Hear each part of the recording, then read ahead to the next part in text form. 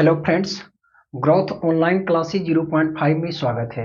तो आज हम क्लास 10 के लिए केमिस्ट्री चैप्टर अम्ल, क्षार और लवण से लेकर आए हैं, जो कि आपको सिर्फ 10 क्लास ही नहीं, आपको Bihar SSC, BPSC, railway, bank इत्यादि में भी ये काम करेंगे।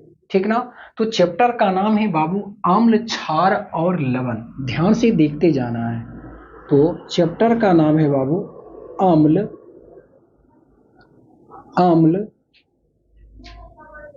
क्षार और लवण, है ना। ये चैप्टर का नाम है अम्ल, क्षार और लवण। तो ये फिर से हम दोबारा बोलना चाहते हैं कि ये सिर्फ 10 क्लास के लिए ही नहीं, सिर्फ 12th क्लास के लिए ही नहीं, ये आपको Bihar SSC, railway, bank, SSC से रिलेटेड कोई भी एग्जाम हो, और अभी अभी फिलहाल में बीपीएससी का जो पेपर पढ़ेंगे वो में भी ये आ सकते हैं। तो ठीक ना बाबू।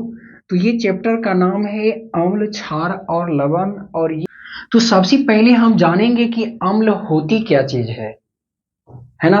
तो इन तीनों में से सबसे पहले जानेंगे कि अम्ल क्या है। तो हम पहले टॉपिक लिखते हैं बाबू अम्ल। तो अम्ल को इंग्लिश में बोलते हैं एसिड। क्या बोलते हैं? एसिड बोलते हैं, है ना। तो अब हम अम्ल के बारे में जानेंगे कि अम्ल होती क्या चीज है। तो आज हम बाबू आपको सिर्फ इंट्रोडक्शन देंगे। तो अम्ल को एक जनरली देखा जाए तो इसको तेजाब भी बोला जाता है। क्या बोला जाता है बाबू? तेजाब भी बोला जाता है। जैसे कोई आदमी को मार दिया जाता है तो उसकी शक्ल को हम पहचान नहीं पाते हैं, तो यही तेजाब को उसकी शरीर पे डाल दिया जाता है, जिसके कारण हम उसकी शरीर को पहचान नहीं पाते हैं। ठीक ना। तो अब आगे क्या बन सकता है बाबू कि अम्ल स्वाद में कैसा होता है। अम्ल स्वाद में कैसा होता है? तो बाबू अम्ल स्वाद में खट्टा होता है। क्या होता है? खट्टा होता है। और दूसरी पॉइंट हम क्या जान सकते हैं? पहली पॉइंट हमने जाने कि अम्ल स्वाद में कैसा होता है? खट्टा होता है। अब दूसरी पॉइंट होता है बाबू कि जल में घुलकर, जल में घुलकर, जल में घुलकर ये हाइड्रोजन आयन देता है। ये हाइड्रोजन आयन देता है। ठीक ना। इसको ध्यान से देखिएगा। यदि आपसे पूछा जाए बाबू कि अम्ल जल में घुलकर क्या देता है? हाइड्रोजन आयन देता है। हाइड्रोजन आयन क्या देते हैं? Hydrogen ion. ठीक ना। ये सबसे पहले प्रयोग कौन किए थे? यदि आपसे ये भी सवाल पूछ सकता है कि हाइड्रोजन आयन जो देते हैं ना, ये सबसे पहले कौन प्रयोग किए थे? तो सबसे पहले इनका प्रयोग बाबू आर्हेनियस के द्वारा दिया गया था। और हेनियस के द्वारा दिया गया था। ठीक ना। बात समझ पा रहे हैं? अब तीसरी पॉइंट क्या पढ़ेंगे? तो तीसरी पॉइंट है बाबू कि नीले लिटमस पत्र को लाल कर देता है।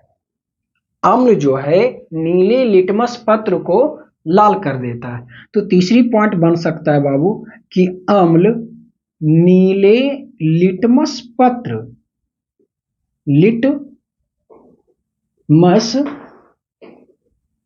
पत्र को क्या करता है? तो इसका आंसर होगा कि लाल कर देता है। क्या करता है बाबू? लाल कर देता है। यहां से एक सवाल पूछता, बहुत ही इंपॉर्टेंट सवाल है कि अम्ल नीले लिटमस पत्र को लाल करता है। सवाल पूछता है कि लिटमस पत्र का जो रंग होता है वो कैसा होता है। तो बाबू यहां से हम एक थोड़ी सी बात जान सकते हैं कि लिटमस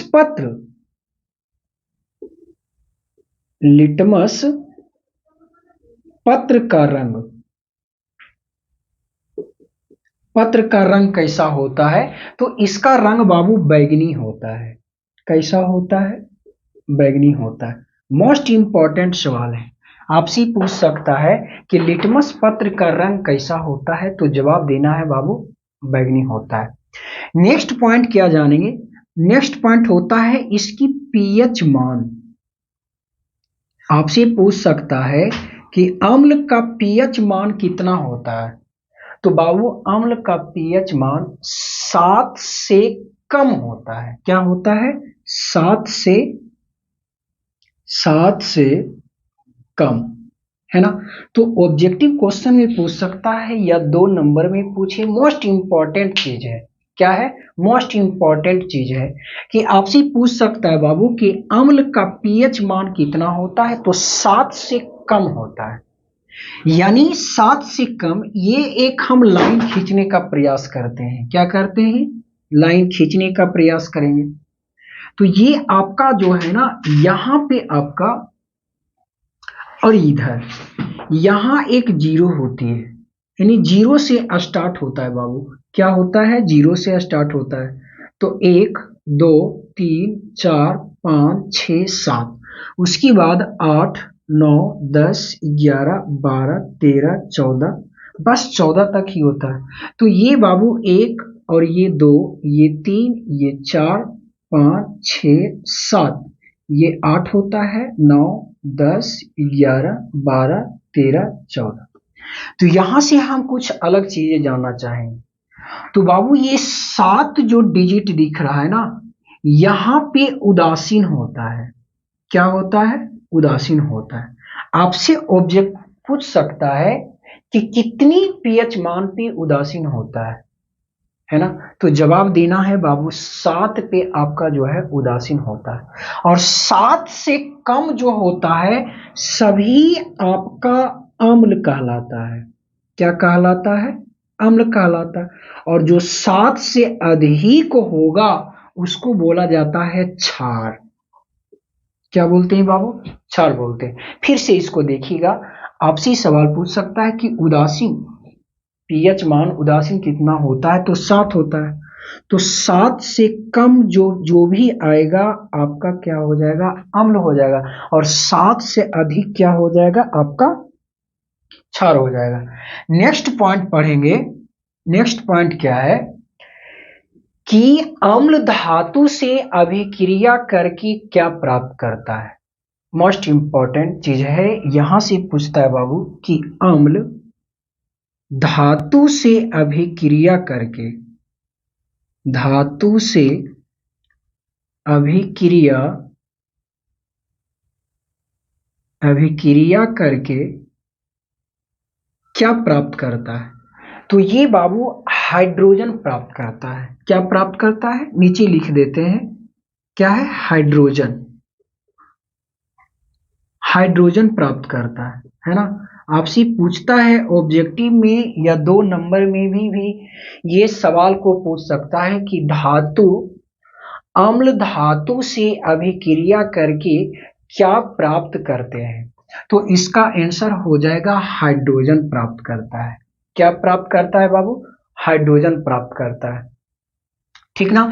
अब इसके बाद नेक्स्ट पॉइंट जानेंगे। तो इसका नेक्स्ट पॉइंट क्या है बाबू? नेक्स्ट पॉइंट है कि एक ऑक्सीजन की बात आती है। क्या आता है? ऑक्सीजन की बात। तो ऑक्सीजन की बात क्या है? अम्ल होने का तरीका क्या है? यदि आपका 2 या 2 से अधिक है, 2 से अधिक, 2 हो या 2 से अधिक, तो वो आपका अम्ल कहलाएगा। क्या कहलाएगा? अम्ल कहलाएगा। तो उदाहरण क्या लेना चाहेंगे बाबू? CO2 लीजिए, आप SO2 लीजिए, है ना। बात समझ पा रहे हैं? CO2 SO2, और दूसरी क्या ले सकते हैं? SO3 ले सकते हैं। तो हम इसको थोड़ा सा ध्यान से देखिएगा। तो बाबू यदि हम सिर्फ CO लिखते हैं तो क्या इस बात को फॉलो करता है? नहीं करता। हमें कहता है कि यदि किसी कि अम्ल होने की, यदि अम्ल होने की संभावना है तो यदि ऑक्सीजन की संख्या 2 हो या 2 से अधिक, 2 हो या 2 से अधिक, तो वो आपका अम्ल कहलाएगा। क्या कहलाएगा? अम्ल कहलाएगा। लेकिन बाबू इसमें देखिएगा कि O की संख्या कितना है, तो हम देखते हैं बाबू कि 2 से कम है। तो जैसे ही 2 से कम है तो ये ऑक्सीजन, ये आपका अम्ल नहीं है। क्या है? अम्ल नहीं है। बल्कि यहाँ पे हमें 2 चाहिए या 2 से अधिक चाहिए। तो बाबू ये आपका अम्ल है, और ये भी अम्ल है, और ये भी अम्ल है। नेक्स्ट पॉइंट क्या जानेंगे? नेक्स्ट पॉइंट कहता है ना बाबू कि अम्ल जो है, अम्ल में कार्बन की संख्या क्या बताता है? यदि अम्ल में कार्बन है तो क्या होता है? तो कार्बन का काम है कि अम्ल की अम्लीयता को कम कर देता है। क्या करता है? इन्हें कमजोर बना देता है। कार्बन का काम क्या है कि कार्बन अम्ल को, कार्बन अम्ल को कमजोर, कमजोर,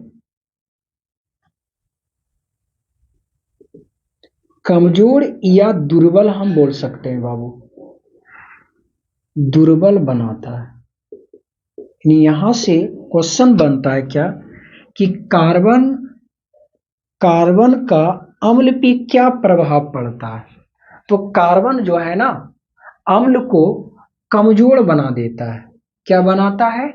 कमजोर बनाता है। ठीक ना?